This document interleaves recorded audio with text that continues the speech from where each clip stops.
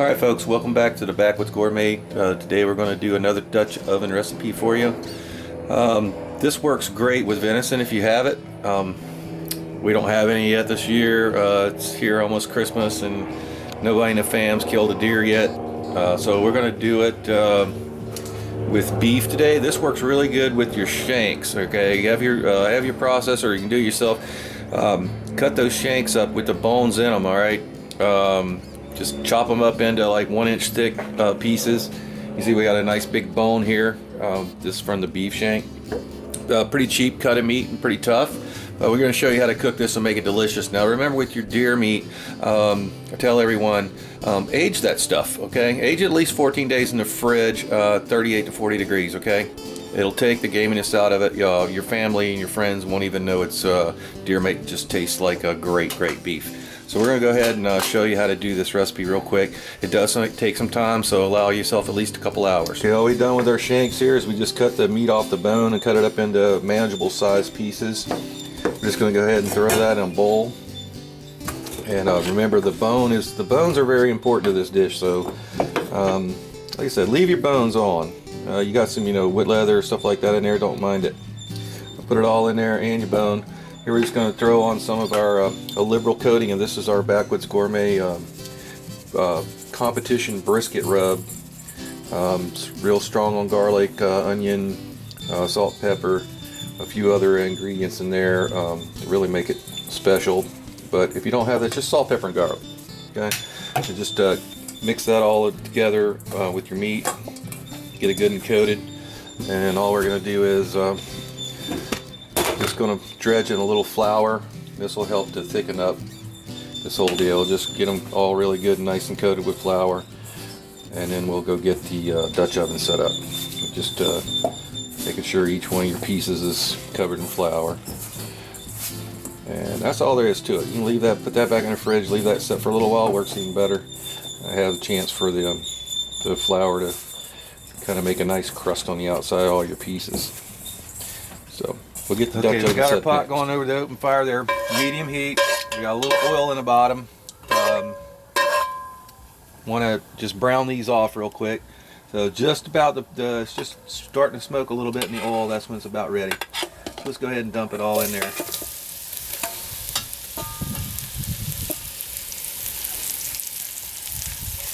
Including the bones, or bones. If you have venison, you're gonna have lots of bones. The more bones, the better. Here we just got a beef shank, so we only got one bone, but definitely use a go in. So we're just gonna cook those until they're browned off.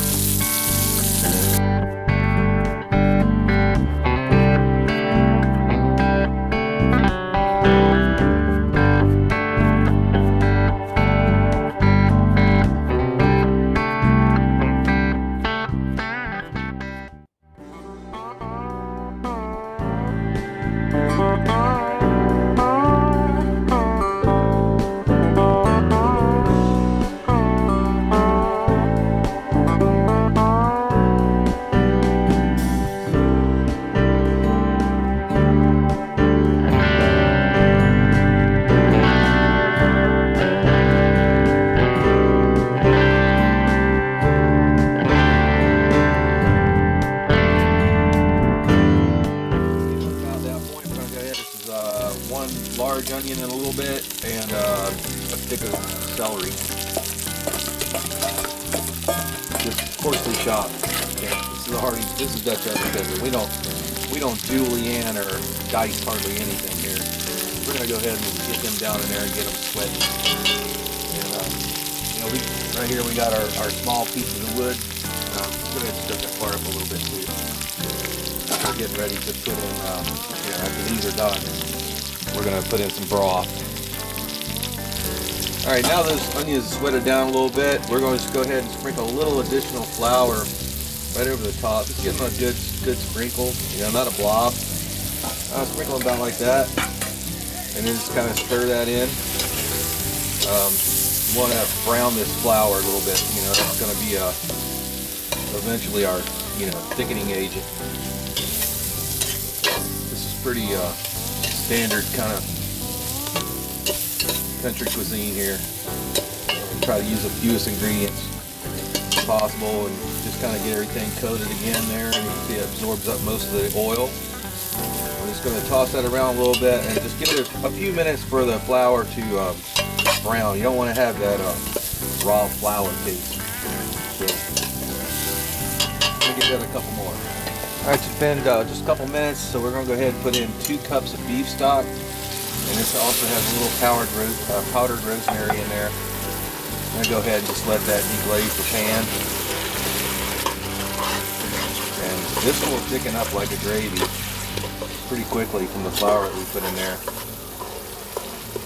So we're going to have to, we're going to let it thicken first. You see how it's making a gravy there already? Thickening up.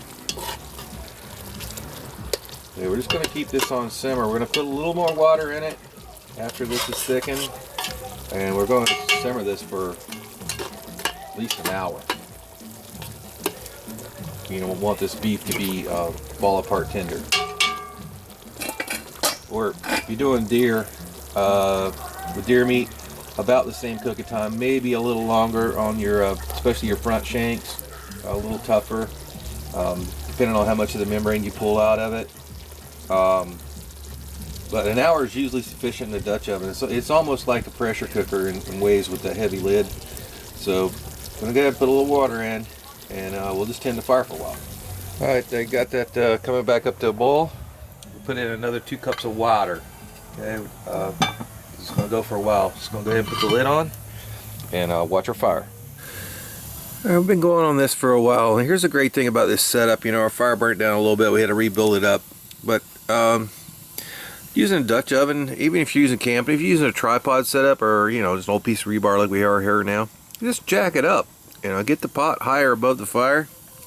Or if you don't have this hanging deal, just move it off to the side and, you know, turn the pot every once in a while. This once this cast iron's hot, it's very forgiving.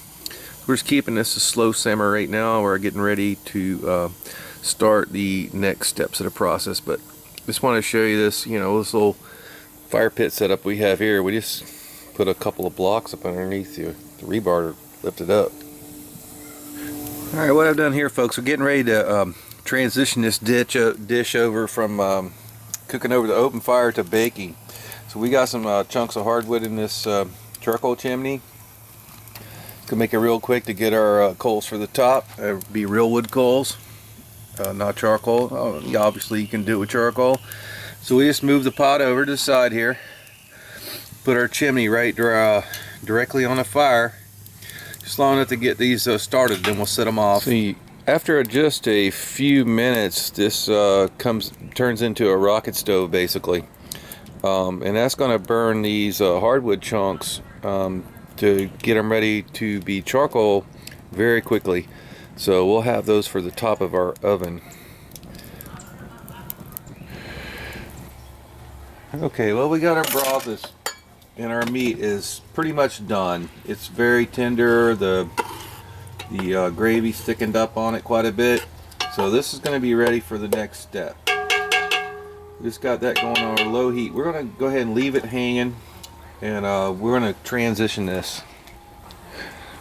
Okay, what we have here is an onion, 1 large onion chopped, 2 carrots, a couple of mushrooms, and a stalk of celery. We're going to go ahead and just sprinkle that. We'll mix it real good and just sprinkle that right over the top of our meat and gravy mixture. Don't have to be pretty. Just try to get in there even. Get it all in there. Okay, next step. I tested our seasoning, and turns out it's perfect. Now notice this recipe, I didn't add any salt other than what was in the beef broth and the initial seasoning on the beef. So yeah, wait to this point before you put any salt or anything like that in it. Now what we have here is just our regular biscuits that we make. I'll put a link up here to the last YouTube video on how to do Dutch oven biscuits. Here's a twist. These are going to go right on top of this. This is what my grandmother used to call this dish, beef biscuits.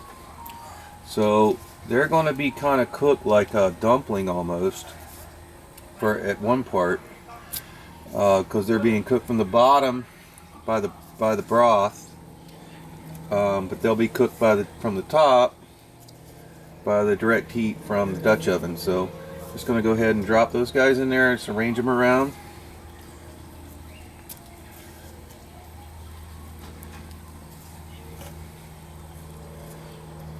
And we're not going to put the butter on them this time because they're going to steam in there. So I'll show you how to set the Dutch oven up to bake these guys perfect. Just put those in there, and we got our biscuits in. We're going to go ahead and put our lid back on. These coals have only taken just a few minutes to get ready in this chimney. So we're just going to go ahead and leave it hanging on the fire, and we're going to go ahead and sprinkle the coals on the top of the Dutch oven, because we want most of our heat on the top now to bake those biscuits. And kind of important here, to make them cook evenly, you need to spread them out evenly and try to get them out toward the edges. Takes a little more heat to get it hot around the edges than it does in the middle, since there's all this steel going down the sides. So we're going to put those right along the edges there, and we might move them around a little bit, but that'll be in there till the biscuits are ready.